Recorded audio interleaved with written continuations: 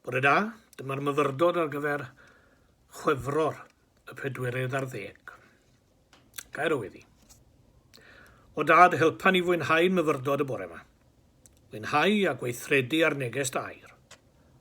Bydd y cyfan am wnawn heddiw eto ar beddhad i ti. Cynnal ni, a nerthan ni'n y dyddiau sydd ddod. Amen. Ni ddarllen y 4 adnod gyntaf yn Salm 149. Haleluia, canwch gân newydd i'r arglwydd.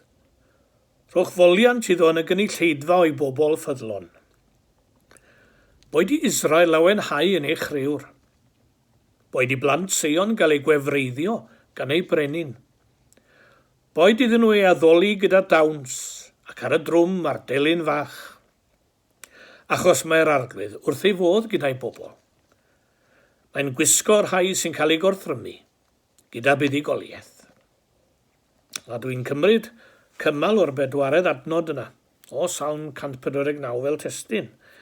Mae'r arglwydd wrth ei fodd gyda'i bobl.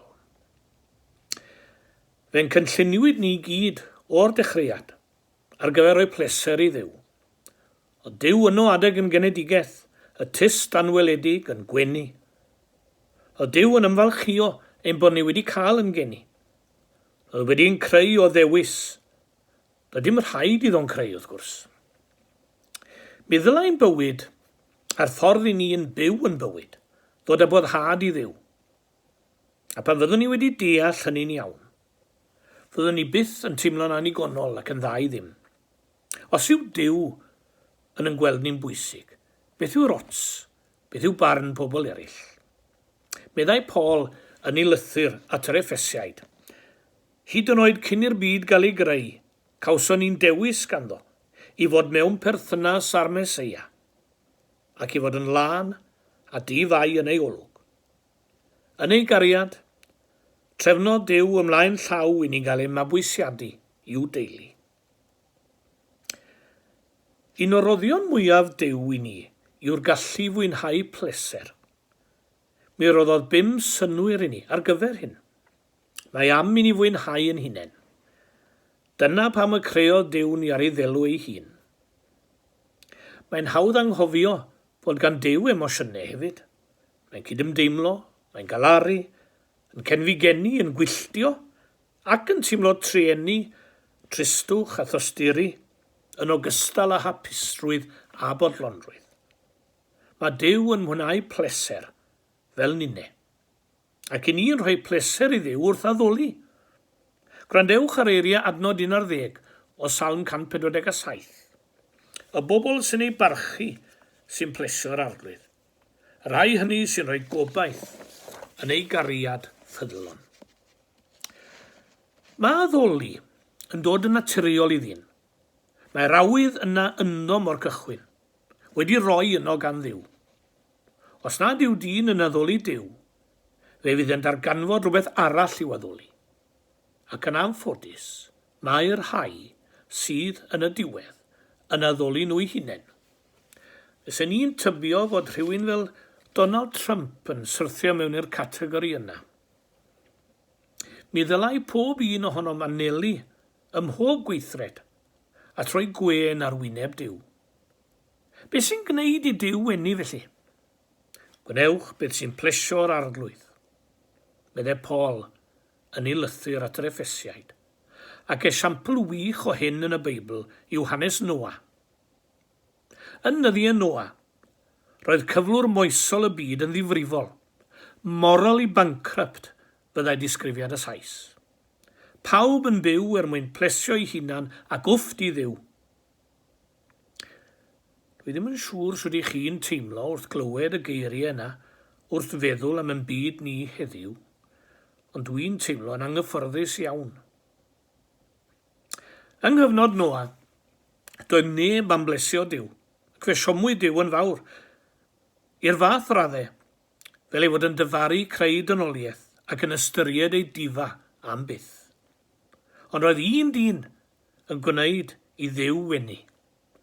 Yn ôl adnod 8 o benod 6 yn llyfr Genesis, ond roedd Noa wedi plesio'r arglwydd.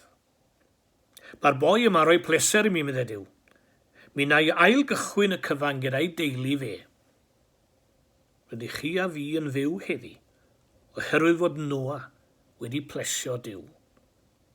O edrych ar fywyd Noa, fe ddysgon am y 5 gweithrod o addoli sy'n gwneud i Dduw wynnu. Mae Duw yn gwenu pan i ni'n ei garu'n yngyrddol. Roedd Noa yn caru Duw pan nad oedd neb arall yn poeni dim. A dyma mae Duw yn geisio ganddo ni, perthynas. Mor bell yn ôl y llyfr y proffwyd Hosea yn yr Hen Testament, fe welwn y geiriau, ffydlondeb sy'n fy mhlesio, nid aberthau. Nabod Duw, nid dim ond offrwm i'w losgi. Mae anger Duw i'w glywed yn y geiriau yna. Mae Duw yn caru, ac am i ni garu yn ten ôl. Beth oedd geiriau Iesu Grist? Rwyt ti garu yr arglwydd y Dduw ath holl galon, ac ath holl enaid, ath holl feddwl. Yna'n ail mae Duw yn gwenu pan ni'n ymddiried, yn ddon llwyr. Roedd Noa'n ymddiried yn niw, nad oedd gorchymyn Duw iddo'n gwneud synwyr ar y pryd. Dychmygwch yr olygfa. Duw yn dod at Noa un diwrnod ac yn dweud, dwi'n siomedig mewn dynoliaeth. Does neb yn y byd heblaw amdana ti yn meddwl amdanaf. Ond pan welaf di Noa, rydw i'n gwenu. Dwi'n hapus gyda'r ffordd rwy ti yn byw. Rydw i am foddi'r byd, a dechrau eto gyda dy deulu di. Dwi eisiau ti adeiladu llong fawr, fydd yn dy achub di a'r anifeiliaid. Nawr, oedd hyn yn peri 2 problem i Noa. Yn y lle cyntaf, doedd eriod wedi gweld glaw. Yn yr ail le, roedd yn byw gannoedd o filltiroedd o'r môr agosaf. Ac yn drydydd, roedd y broblem o gorlannu'r anifeiliaid i gyd, a gofalu amdanynt. Hynny, ni wnaeth Noa esgusodio na gachwyn. Roedd yn ymddiried yn llwyr yng ngair Duw, ac felly roedd Duw yn gwenu. Sut fydden ni wedi ymateb? Dwi ddim yn siŵr. Mi gymerodd flynyddoedd lawer i Noa adeiladu ei arch, a dim golwg o law. Sdim rhyfedd bod bobl yn cyfeirio ato fel dyn hanner call oedd yn credu fod Duw yn siarad â fe. Rhaid i ni'n ofyn i'n hunain. Ydy ni'n barod? Yr o'i ein hymddiriedais yn llwyr yn nwylo Duw. Mae ffydd yn rhan greiddiol o addoli, ac yn union fel mae'r rhieni yn falch bod eu plant yn ymddiried ynddyn nhw. Mae ein ffydd ni yn gwneud Duw yn hapus. Dwi'n troi at Paul unwaith eto am adnod. Mae'n amhosib plesio Duw heb ffydd. Yna yn y trydydd lle, mae Duw yn gwenu pan i ni'n ei fyddhau iddo'n llwyr.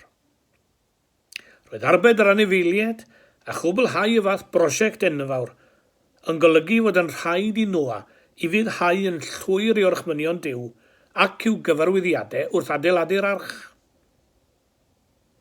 Ein drwg ni yw ein bod yn i fyddhau yn rhannol i Dduw, dewis y gorchmynion sy'n siwtio ni ac yn anwybyddu yr rhai anodd. Rydw i wedi defnyddio'r dyfyniad a ffordd orau o ddweud rhywbeth yw gwneud rhywbeth, sawl gwaith. Ac mae Iago yn awgrymu ni Gristnogion, mae trwy fyddhau yn ein gweithredoedd y mae rhoi gwen ar wyneb Duw. Felly, dyle ti weld beth mae rhywun yn ei wneud sy'n dangos ei fod yn iawn gyda Duw, nid dim ond bod rhywun yn dweud ei fod yn credu. Yn bedwerydd, mae Duw yn gwenu pan ydym yn ei addoli ac yn diolch iddo'n barhaus. I ni gyd yn hoff o gael yn canmol yn gwerthfawrogi, a mae Duw yn union yr un peth. Oherwydd aberth Iesu Grist, di ni ddim yn offrymu anifeiliaid, ond yn cynnig ein diolchgarwch i Dduw am ei ofal ohonom, a'r hyn mae'n baratoi ar ein cyfer. Adeg diolchgarwch, mae'n lloni ein calonnau ni wrth i ni ddiolch i Dduw am y cynheuaf bob blwyddyn. Mam yn hoff iawn o goginio ar ein cyfer fel plant, ac mae hynny wir yn bob mam rwy'n siŵr. a mae gweld plant yn mwynhau ei choginio yn plesio mam yn fwy na dim. Coginio ar gyfer ei phlant yn plesio y fam. A'r plant yn dangos i gwerthfawrogiad a'i diolch drwy glirio ei plat. Mae'n gweithio ddwy ffordd. Ac mae'r un peth yn wir am Dduw. Ni'n mwynhau yr hyn mae wedi wneud i ni. Ac mae cyflwyno hynny i Dduw yn ei blesio yn te. Ac yn bumed te, mae Duw yn gwenu pan ddefnyddio ni ein galluoedd. Wedi'r llifogydd fe anfono Duw Noa allan i ffrwythloni'r ddeiar, i gael plant, i blannu llysiau, byw a bwyta. Mae yna duedd gan rai i feddwl. Mae dim ond pan i ni'n darllen y Beibl a mynd i'r capel, gweddio a rhannu ein ffydd y mae Duw yn bles gyda ni. Ac nad yw agweddau eraill o'n bywyd o ddim concern iddo. Ond y gwir yw fod pob agwedd o'n bywyd, y cyfan a nawn ni, o ddiddordeb i Dduw. Mae'n mwynhau yn gweld yn gweithio, yn chwarae, yn gorffwys, yn bwyta.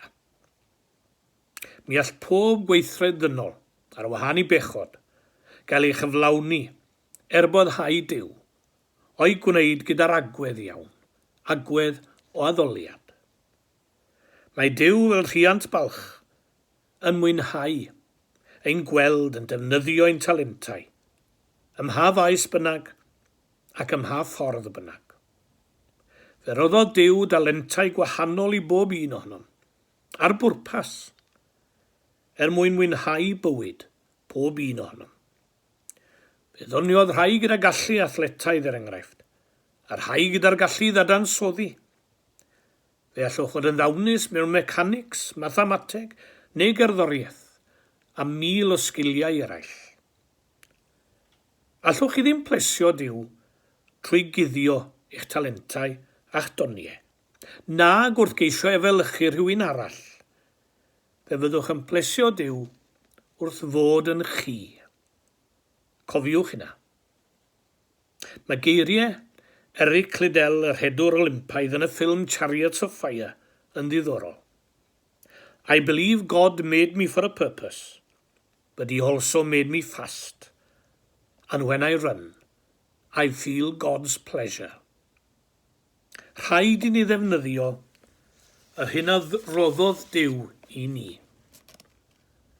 Mae Duw wrth i fodd yn ein gweld ni yn mwynhau y greadigaeth hefyd, oherwydd fe roddodd lygaid i ni fwynhau ei brydferthwch, clistiau fwynhau'r synau, trwyn a thafod i fwynhau'r arogle a'r blasau, a nerfau ar gyfer pob cyffyrddiad. Mae pob gweithred o fwynhau y gread a'i pharchu yn weithred o addoliad i Dduw. Dim rhaid i blentyn fod yn berffaith mwyn i'w rieni ei fwynhau, ac mae'r un peth yn wir am Dduw gyda ni. Mae Duw yn chwilio'n dair yn ystod y cyfnod yma, lle mae cymaint yn troi cefn ar Dduw, yn chwilio am bobl fel Noa. Bobl sy'n fodlon byw eu bywydau mewn modd sy'n plesio Duw. Efallai, mae ni fydd y bobl hynny. Efallai rhyw ddiwrnod, a gallwn ni ddweud, fel Paul, yn ei ail lythyr at y Corinthiaid. Ein huchelgais ni bob amser ydy ei blesio fe, mwyn ei enw. Amen. Gawn ni weddio. O Dduw Dad, cynorthwya ni'th garu'n llawn, gan garu eraill yn yr un modd. Helpa ni ymddiried yn o ti yn llwyr, yn enwedig mewn cyfnod anodd fel hwn, lle mae cymaint angen dy gysgod. Boed i ni fyddhau o'r chmynion di, a pharchyd y egwyddorion di, wrth i ni geisio byw bob dydd yn yr oes sydd ohoni. Derbyn yr addoliad yma heddiw, fel arwydd o'n cariad anhyfuddod, a diolch i ti am bob cymorth, a phob arwydd o gonsern a chydymdeimlad. Boed i ni fynd allan i'r byd yn dilyn y myfyrdod yma, a defnyddio'n talentau mewn modd fydd yn dylawenhau di ac yn gwneud i ti wenu. Brysied y dydd pan fydd dyn a'r byd eto'n gwenu gyda thi. Gyfynwn y cyfan, yn enw ein harglwydd Iesu Grist. Amen. Wel, cadwch yn ddiogel i gyd, a dwi'n gobeithio y byddai'n gallu cynnal cwrdd plant ar Zoom y Sul nesaf os eith popeth yn iawn. Ond cadwch yn ddiogel i gyd.